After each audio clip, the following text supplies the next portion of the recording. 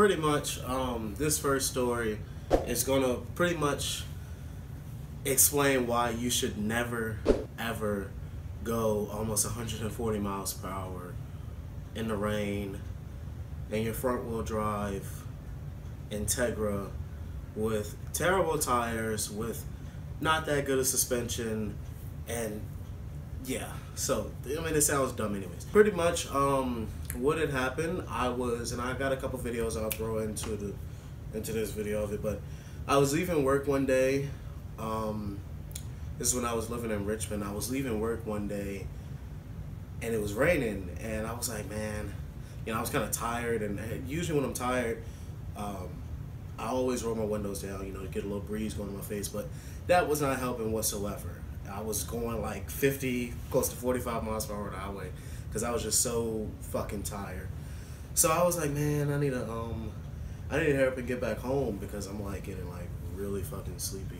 So I just started speeding up, and then I was like, you know what? I was like, my Integra had a B20 in it with a Type R head on it, and it wasn't boosted or anything. And I was on 95, and I was like, man, let me see how fast I can get this car going, which is always a terrible idea, but you know, whatever. I've learned my lesson with that.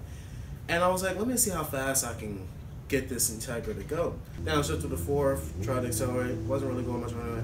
Downshift to the third, and I reeled third all the way out, and fourth all the way out, into the top of fifth.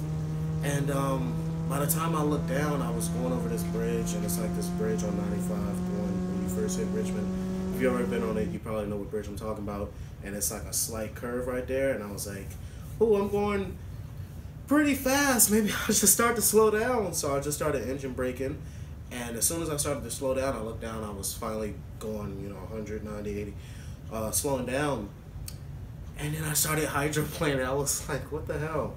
Started fucking hydroplaning, like, terribly, because I was in the right lane, and, you know, like, all the water patches are, you know, always in, like, the right and the left lane.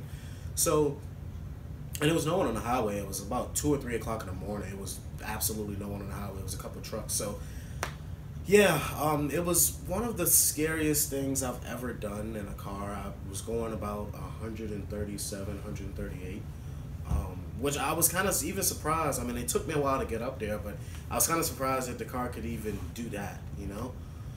But it was an experience, and it was really fun. Will I ever do it again? Probably so, but I'll probably make sure that my car is a little bit more suited to the rain, because it was just like, it was shaking. The wheels started shaking once I got to like 120, and it just wasn't a good time when I kept hydroplaning. Maybe I should have did that in the dry, but you know, luckily I didn't get pulled over, because I'm pretty sure I would have went straight to jail, no questions asked, especially in Virginia.